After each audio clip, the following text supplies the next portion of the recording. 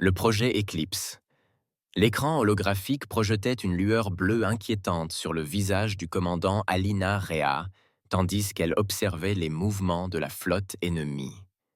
57 croiseurs de combat taraxiens s'étaient suspendus dans le vide, juste au-delà de l'orbite de Pluton, leurs coques d'obsidienne lisse, absorbant plutôt que réfléchissant la lointaine lumière du soleil. Derrière eux, une centaine de vaisseaux de soutien attendaient, une armada silencieuse promettant l'extinction de l'humanité. Ils nous ont donné 24 heures pour nous rendre, dit l'amiral Takahashi, son visage buriné ne trahissant aucune émotion. Leurs conditions sont simples, désarmement total et intégration au sein de la Concorde galactique en tant qu'espèce sous protectorat.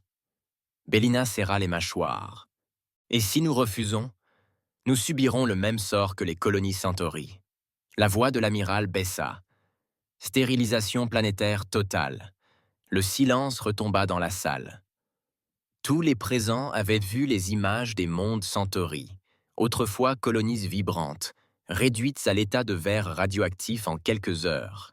3 milliards de vies anéanties pour avoir refusé de se plier aux exigences araxiennes. Notre flotte conventionnelle ne peut rivaliser avec la leur, observa le général Santos de l'autre côté de la table. Même en déployant tous nos moyens, nous serions 4 fois moins nombreux. Alors il est temps, dit doucement l'amiral Takahashi en hochant la tête. Activez le projet Eclipse. Delina sentit son rythme cardiaque s'accélérer. Le projet Eclipse n'était évoqué qu'à voix basse, au plus haut niveau du commandement de la défense terrestre. Une plateforme d'armement théorique si avancée qu'elle violait 17 articles du traité de limitation des armements de la Concorde galactique. Commandant Reis, poursuivit l'amiral, vous avez été sélectionné pour commander Eclipse. Votre expérience au combat et votre profil psychologique vous confèrent des qualifications exceptionnelles. Monsieur, commença Helena, mais l'amiral leva la main. Ce n'est pas une requête, commandant. Mais l'amiral leva la main. Ce n'est pas une requête. Commandant, rendez-vous à la base du côté obscur sur Luna dans 6 heures. Le sort de notre espèce repose désormais entre vos mains. Le voyage vers le côté obscur de Luna s'est déroulé dans un blackout total. Alina passait son temps à examiner ses ordres sur une tablette à cryptage quantique qui s'auto-détruirait une fois lue. Le projet Eclipse était en développement depuis 15 ans, caché au public et aux stations de surveillance de la Concorde galactique. Sa seule existence pouvait déclencher une guerre, mais avec les Araxiens déjà à leur porte, ce point était discutable. La base Darkside était enfouie à 2 km sous la surface lunaire, accessible uniquement par un puits minier déguisé en site d'exploitation d'hélium-3 abandonné. Alors que la navette d'Helena descendait dans l'immense hangar souterrain, elle aperçut pour la première fois le dernier espoir de l'humanité. L'Éclipse ne ressemblait à aucun vaisseau de guerre qu'elle ait jamais vu. Là où les vaisseaux humains traditionnels étaient carrés et utilitaires, et les vaisseaux araxiens lisses et organiques, l'Éclipse était dans l'erreur. Sa coque anguleuse semblait courber la lumière autour de lui, rendant difficile la mise au point sur une section particulière. Relativement petit pour un vaisseau capital, peut-être 400 mètres de long, il y avait quelque chose de prédateur dans ces lignes qui fit frissonner Alina. Impressionnant, n'est-ce pas? Une voix s'éleva derrière lui. Alina se retourna et découvrit un homme grand et mince, aux cheveux gris en bataille et aux yeux qui semblaient calculer tout ce qu'ils observaient. Le docteur Malcolm Chen, proposa-t-il en lui tendant la main. Le concepteur en chef. Le commandant Reyes, répondit-elle en lui serrant la main. Qu'est-ce que je regarde exactement, docteur? L'aboutissement d'une science interdite, dit Chen, une pointe de fierté dans la voix. Eclipse intègre une technologie dérivée des artefacts de l'incident de Thulé. Helena sentit un frisson lui parcourir le dos. L'incident de Thulé. un vaisseau extraterrestre écrasé découvert en Antarctique des décennies avant le premier contact officiel de l'humanité avec une vie extraterrestre. La technologie récupérée avait été jugée trop dangereuse pour être développée par le Concorde galactique lors de son adhésion à la Terre. Tout dans ce vaisseau enfreint les règles. Chen continua tandis qu'il marchait vers le vaisseau. La coque est composée de matière programmable imprégnée de particules quantiques.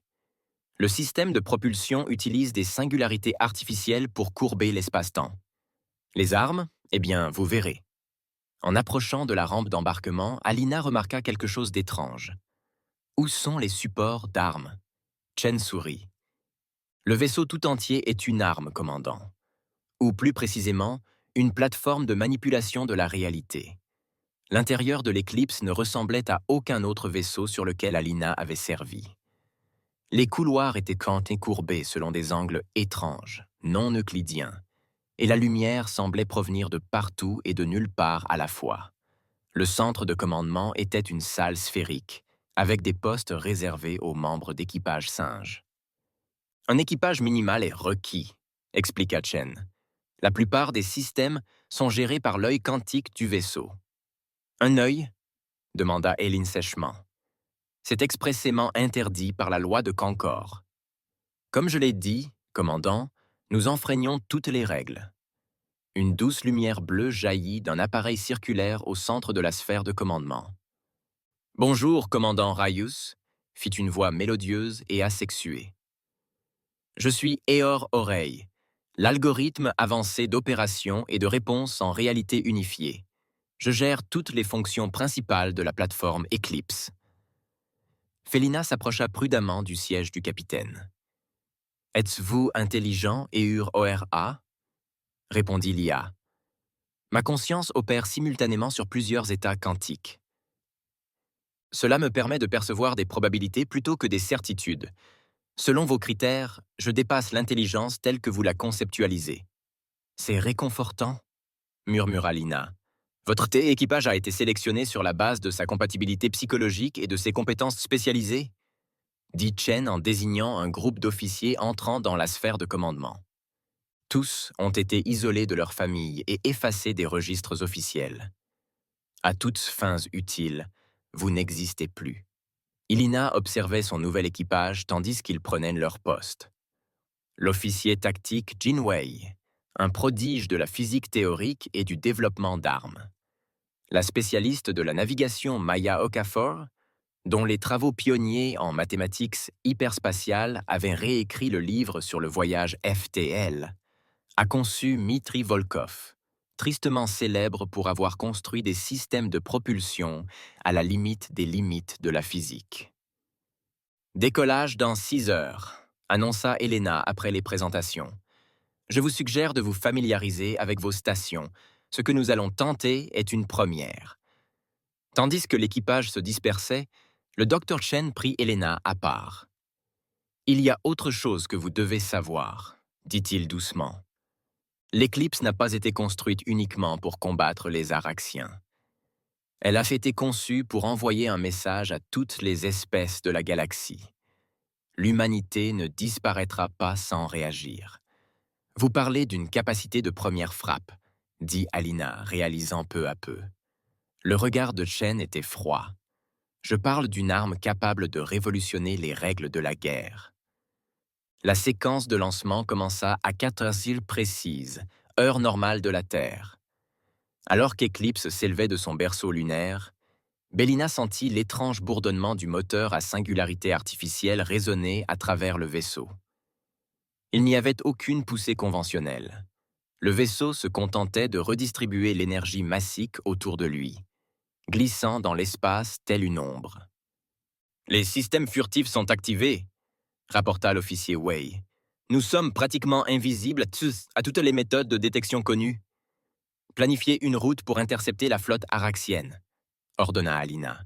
« Distance minimale de sécurité pour l'observation. » Le voyage jusqu'aux confins du système solaire a pris quelques minutes, au lieu des jours qu'aurait nécessité un trajet conventionnel. Eclipse se déplaçait dans l'espace d'une manière défiant la physique traditionnelle, utilisant ce que le Dr. Chen appelait l'effet tunnel pour apparaître là où sa probabilité d'existence était la plus élevée. La flotte araxienne se dressait dans l'obscurité devant elle, tel un mur de vaisseaux de guerre sophistiqués, prêt à exterminer l'humanité si ses exigences n'étaient pas satisfaites. L'éclipse dérivait silencieusement à la périphérie, collectant des données. Eor Oreille.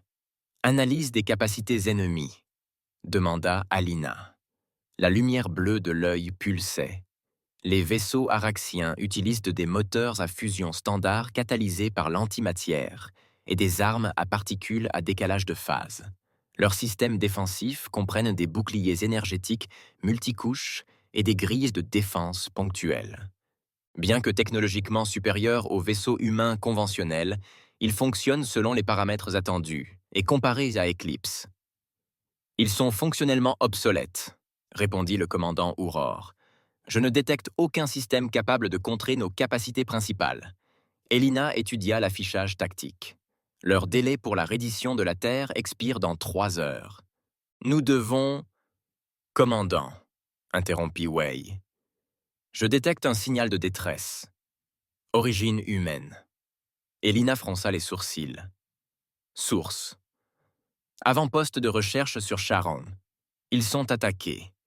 L'écran principal se décala pour montrer Charon, la plus grande lune de Pluton. Un destroyer araxien s'était détaché de la flotte principale et bombardait systématiquement une petite installation humaine. Ils n'attendent pas l'échéance, gronda Volkov depuis son poste d'ingénieur. Salaud. Elena sentit une colère froide monter en elle. L'avant-poste abritait moins d'une centaine de scientifiques et de personnel de soutien, sans la moindre valeur militaire. C'étaient simplement les Araxiens qui démontraient peu leur puissance. Aurore, option tactics pour sauver l'avant-poste. Une intervention conventionnelle nécessiterait de révéler prématurément notre position et nos capacités, répondit l'IA. Cependant, je peux proposer une approche alternative utilisant la manipulation spatio-temporelle localisée. Expliquez-moi. Je peux créer un champ de probabilité ciblé autour du vaisseau araxien, le déplaçant temporairement dans un état dimensionnel adjacent où ses armes ne peuvent affecter notre réalité. Le silence s'installa sur le pont, tandis que l'implication s'imposait. « Faites-le !» ordonna Alina d'une voix ferme. La lumière bleue d'Eo Ororo pulsa rapidement. Sur l'écran, l'espace autour du destroyer araxien sembla scintiller comme des vagues de chaleur s'élevant d'un asphalte brûlant. Puis, de façon invraisemblable, l'immense navire de guerre commença à disparaître, devenant translucide avant de disparaître complètement. La cible a été déphasée. Rayon Aurora annoncé. L'effet durera environ 17 minutes avant que la cohérence quantique ne s'effondre. « L'avant-poste » demanda Elena. Aucun autre bombardement n'a été détecté. Les survivants lancent des capsules d'évacuation d'urgence. Elena se renversa dans son fauteuil, l'esprit en ébullition. Ils venaient de faire disparaître temporairement de leur réalité un navire de guerre araxien, un vaisseau de plus de 2 millions de tonnes, sans même tirer un coup de feu. « Que se passera-t-il au retour du vaisseau » demanda-t-elle. « Son équipage connaîtra une discontinuité temporelle » expliqua Aurore. « Pour eux, le temps ne s'est pas écoulé. Cependant, ils détecteront l'anomalie dans leur système. »« Nous avons donc fait preuve de cran, » dit Wei. Elina hocha la tête d'un air sombre. « La question est, que faire maintenant ?» La réponse arriva plus tôt que prévu. La flotte araxienne se mit soudain en mouvement, rompant sa formation et se déployant selon un schéma de recherche standard. « Ils ont détecté quelque chose », rapporta Okafor depuis la navigation. « Nous cherchent. » Elina prit sa décision. Ça devait être une démonstration. Faisons en sorte que ça compte. Aurore trace une route passant directement par le centre de leur flotte. Tactique, préparez le système d'armes principales. Commandant. Avertit Chen depuis l'arrière de la passerelle. Le champ de perturbation de la réalité n'a jamais été déployé à pleine capacité. La simulation le suggère. Nous avons dépassé les simulations, docteur. Elena l'interrompit. L'humanité a encore des heures devant elle si nous ne changeons pas la donne. Elle se tourna vers son équipage. C'est pour cela qu'Eclipse a été construit. Montrons aux Araxiens ce qui arrive lorsqu'ils menacent la Terre. Alors qu'Eclipse fonçait vers le cœur de l'armada extraterrestre, Alina sentit le poids de 4 milliards de vies humaines peser sur ses épaules. Ce qu'il s'apprêtait à faire allait changer à jamais le cours de l'histoire galactique. L'avenir de l'humanité serait assuré ou perdu dans les prochaines minutes. Reckoning Eclipse se déplaçait au sein de la flotte araxienne tel un fantôme, ses systèmes de furtivité avancés le rendant pratiquement invisible, même à quelques kilomètres des vaisseaux ennemis. Sur l'écran principal de la sphère de commandement, les vaisseaux de guerre extraterrestres apparaissaient tels des silhouettes menaçantes sur fond d'étoiles, leur système d'armes scrutant en vain la source de l'anomalie qui avait temporairement anéanti l'un de leurs destroyers. « Nous approchons du vaisseau amiral de la flotte », annonça Okafor depuis les stations de navigation. Pointe alpha désignée pour un rayon d'effet optimal. Elina hocha la tête, l'air grave. Eor oreille. Préparez le champ de perturbation de la réalité pour un déploiement à large spectre. La lumière bleue de l'IA pulsa avec une fréquence accrue. Commandant, je dois vous conseiller la prudence. À cette échelle, la manipulation des forces fondamentales peut avoir des conséquences imprévisibles. C'est noté, répondit Elina. Quel est notre créneau horaire avant qu'ils nous détectent? À proximité actuelle, leurs capteurs pénétreront notre champ de furtivité dans environ 42 secondes. Wei fit son rapport de la tactique. Delina prit une profonde inspiration. C'est à ce moment-là que tout a basculé. À mon signal, désactivez les systèmes furtifs et activez le champ RD à 30% de sa capacité. Ciblez les 5 vaisseaux capitaux les plus proches. La sphère de commandement se tut, le seul bruit étant le bourdonnement subtil du moteur à singularité. Tous les présents comprirent à congestion de la gravité de ce qu'ils s'apprêtaient à déclencher. Marqué. Le champ furtif d'Éclipse s'effondra et, l'espace d'une fraction de seconde, le vaisseau humain resta suspendu dans le vide. Avant que les vaisseaux araxiens ne puissent réagir, des impulsions d'espace-temps déformées jaillirent de la coque d'Éclipse, se propageant comme des ondulations dans un étang. Sur l'écran, les vaisseaux araxiens affectés commencèrent à se déformer. Leurs trous se tordaient et se déformaient comme s'ils étaient vus à travers un verre défectueux. Les boucliers de métal et d'énergie se replièrent vers l'intérieur, à des angles impossibles, tandis que des forces fondamentales se réécrivaient sous l'influence du champ. Les cibles subissaient un effondrement localisé de la réalité. Wei rapporta d'une voix glaciale, malgré l'horreur qui se déroulait sous leurs yeux. L'intégrité structurelle s'affaiblit, la cohésion de la matière se déstabilisant. Les vaisseaux araxiens n'explosèrent pas. Ils se disloquèrent simplement. Les atomes qui les composaient se séparèrent les uns des autres, les forces qui les unissaient étant temporairement altérées. À quelques instants de là où se trouvaient 5 vaisseaux de guerre avancés, il n'y avait plus que des nuages de particules élémentaires en expansion. Des milliers de vies, anéanties en quelques secondes. De multiples signatures énergétiques ont été détectées. Voix a été appelée. Ils nous ciblent de toutes leurs forces. L'espace autour d'Eclipse fut ravagé par des tirs d'armes, des torpilles à antimatière, des faisceaux de gravitons et des armes à particules déphasées, tous convergeant vers le vaisseau humain. « Préparez-vous à l'impact », ordonna Alina. Mais la dévastation attendue ne se produisit pas. En pénétrant dans le champ de probabilité résiduelle entourant Eclipse, les armes araxiennes subirent la même distorsion de la réalité. Des faisceaux d'énergie destructrice se dilatèrent jusqu'au néant. Les torpilles ont été neutralisées avant la détonation. Aucun dégât, rapporta Volkov de l'ingénierie. Sa voix était teintée de crainte. Le champ RD neutralise passivement leurs attaques. La flotte araxienne a réagi avec panique.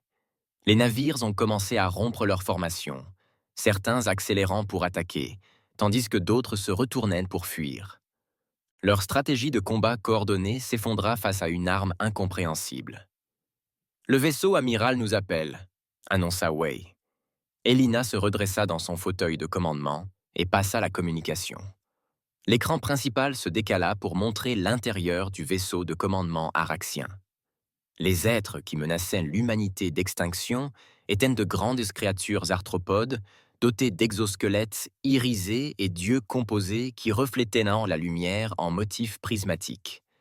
Celui au centre portait une armure de cérémonie élaborée, le désignant comme commandant de la flotte.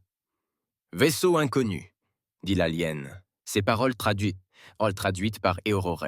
« Vous avez déployé des armes interdites qui violent les lois fondamentales de la concorde galactique. Cessez immédiatement les hostilités ou vous vous exposez à des représailles absolues. » L'expression d'Elina resta impassible. Ici le commandant Elina Reyes du vaisseau Eclipse de la Force de défense terrienne. Vous êtes entré dans notre système solaire avec un ultimatum. Reddition ou extinction. Vous avez attaqué un avant-poste de recherche civile avant l'expiration de votre propre délai. Vous avez clairement démontré vos intentions. Nous avons agi sous l'autorité du Concorde, a insisté le commandant araxien. Votre espèce a été jugée trop dangereuse pour un développement sans entrave. La décision a été prise à l'unanimité parmi les races anciennes. Et pourtant, nous y voilà, répondit froidement Alina. Un seul vaisseau humain a neutralisé 5 de vos vaisseaux de guerre, les plus avancés sans subir de dégâts. Réfléchissez bien à ce que cela implique pour votre décision unanime. Les mandibules de l'Araxien claquèrent, ce qu'Aor-Ouré traduisit comme un geste d'agitation. Cela ne change rien. Vous avez simplement prouvé la nécessité de contenir l'humanité. Votre arme viole l'ordre naturel. Notre arme assure la correction de Bellina et notre survie. Vous avez 1 heure pour retirer votre flotte du système solaire. Après cela, nous considérerons tous les vaisseaux restants comme hostiles et réagirons en conséquence. Elle fit signe à Wei de couper la transmission. C'était direct, observa le Dr. Chen depuis sa position à l'arrière de la sphère de commandement. Elena se tourna vers son équipage. Ils doivent comprendre que l'équation a changé. L'humanité n'est plus à leur merci. Commandant, intervint Eorore, je détecte de multiples sursauts de communication quantique provenant du vaisseau amiral araxien. Ils contactent l'autorité centrale du Concorde galactique. Comme prévu, Alina hocha la tête. Ils appellent un des renforts. Et maintenant ? Demanda Okafor. Même avec les capacités d'Eclipse, nous ne pouvons pas combattre les flottes combinées du Concorde tout entier. Ce n'est pas nécessaire, répondit Alina. Il faut juste changer les calculs diplomatiques. Dr. Chen, quel était le but initial du projet Eclipse? Chen s'avança. Dissuasion. Créer une arme si puissante qu'elle serait impensable, sauf dans les circonstances les plus extrêmes. Comme les armes nucléaires du XXe siècle, s'amusa Alan. Un concept similaire, mais des implications exponentiellement plus grandes, confirma Chen. La technologie de perturbation de la réalité ne se contente pas de détruire des cibles. Elle réécrit temporairement les forces fondamentales de la physique dans une zone localisée. S'il était déployé à pleine capacité, il n'aurait pas eu besoin d'aller au bout de sa pensée. Tous les membres de la sphère de commandement comprenaient ce qu'il suggérait. À pleine puissance, Eclipse pouvait potentiellement déstabiliser la réalité elle-même sur une vaste zone spatiale. Mais un rayon Ur-O, demanda Elena. Si nous activions le champ RD à pleine capacité, quel serait le rayon affecté? L'IA pulsa, songeuse. À 100% de puissance, le champ s'étendrait sur environ 0. 3 années-lumière dans toutes les directions. Je dois cependant souligner que cela dépasse tous les paramètres de sécurité. L'effet cascade pourrait potentiellement créer une région permanente de lois physiques altérées, une zone morte où la matière conventionnelle ne peut exister sous une forme stable. Un silence stupéfait s'abattit sur le pont. C'est, commença Volkov, une arme de destruction massive au-delà de tout ce qui a jamais été imaginé. Chen termina pour lui. Elena fixait l'écran tactique, où la flotte araxienne était toujours en désordre, mais avait cessé de battre en retraite. Ils attendaient des ordres de renfort, la prochaine action de l'humanité. Nous devons contacter la Terre, décida-t-elle. Ils devraient s'assurer de savoir à quoi nous sommes confrontés et quelles sont nos options. Cela pourrait poser problème, répondit Auroré. Je détecte une nouvelle signature quantique qui approche à une vitesse supraluminique. Un vaisseau diplomatique Concorde arrivera dans environ 12 minutes. C'était rapide, remarqua Wei. Cela implique qu'ils étaient déjà en route, conclut Alina. Cette confrontation avait été planifiée de longue date. Les 12 minutes suivantes se passèrent dans une préparation intense. Alina ordonna que tous les systèmes soient prêts à intervenir, tout en espérant éviter de nouvelles violences. La démonstration de la puissance d'Eclipse aurait dû suffire à forcer une solution diplomatique. À l'arrivée du vaisseau Concorde, il apparut immédiatement qu'il ne s'agissait pas d'une mission diplomatique ordinaire. Le vaisseau qui émergea du glissement quantique était massif, largement 2 fois plus grand que le vaisseau amiral araxien et portait les marques distinctives du Conseil de sécurité Concorde. « Ils ont envoyé un arbitre », murmura Chen, le visage pâle. « Qu'est-ce que cela signifie » demanda Elena. « Les arbitres sont l'autorité suprême de la Concorde en cas de crise, expliqua-t-il. Ils ont le pouvoir de rendre des jugements contraignants au nom de toutes les espèces membres, y compris l'autorisation d'utiliser la flotte unifiée de la Concorde. Les implications étaient claires. Il ne s'agissait plus seulement des Araxiens. Toute la communauté galactique considérait l'humanité comme une menace nécessitant une intervention. « Nous sommes appelés », annonça Wei. « À l'écran » ordonna Alina. L'être apparu ne ressemblait à aucun extraterrestre qu'Alina ait jamais rencontré. Il paraissait presque cristallin, son corps translucide, réfractant la lumière selon des motifs complexes qui semblaient se modifier au gré de ses pensées. Aucun trait facial n'était reconnaissable, seulement un noyau central d'intense luminosité qui pulsait tandis qu'il parlait. « Je suis l'arbitre Jensa de la Concorde galactique », résonna la voix mélodieuse de l'entité dans la sphère de commandement. « Je viens en réponse à une violation de classe 1 de la loi de la Concorde. Le développement et le déploiement d'armes altérant la réalité. » Elina se leva de son siège de commandement. « Je suis la commandante Elina Reyes de la Terre. Nous n'avons déployé notre technologie défensive qu'après avoir été menacés d'extinction par la flotte araxienne. L'histoire de ce conflit m'est familière, répondit l'arbitre d'un ton neutre. Les Araxiens ont agi avec l'autorisation du Conseil de sécurité. Le développement technologique rapide de l'humanité et sa propension historique à la violence ont déclenché des protocoles de confinement établis après la guerre de Proxima. « Nous n'avons pas participé à la guerre de Proxima », objecta Alina. « Elle a eu lieu avant que l'humanité ne parvienne à voyager interstellaire. Pourtant, vous en avez tiré des leçons. » L'arbitre rétorqua. « Des artefacts de ce conflit ont été découverts sur votre monde. Vous avez rétroconçu des technologies que les combattants eux-mêmes ont accepté d'interdire pour la sécurité de toutes les civilisations spatiales. » Elina jeta un coup d'œil au Dr. Shen, qui hocha la tête d'un air sombre. L'imbécile a découvert des artefacts. « Nous avons fait le nécessaire pour assurer notre survie, » déclara Elina avec fermeté. « Et ce faisant, vous avez créé quelque chose qui menace toute vie dans ce secteur de la galaxie, » rétorqua l'arbitre. « L'arme que vous appelez Éclipse ne se contente pas de détruire. Vous avez créé quelque chose qui menace toute vie dans ce secteur de la galaxie, » répondit l'arbitre. « L'arme que vous appelez Éclipse ne se contente pas de détruire. Elle sape la structure même de la réalité. Une telle technologie est inacceptable. » « Nous nous trouvons alors dans une impasse, » dit Alina. « Nous ne renoncerons pas à une arme qui nous protège de l'extinction. » La forme cristalline de l'arbitre, imprégnée de ce qui aurait pu être de la frustration, vous empêche de saisir l'ampleur de ce que vous avez créé.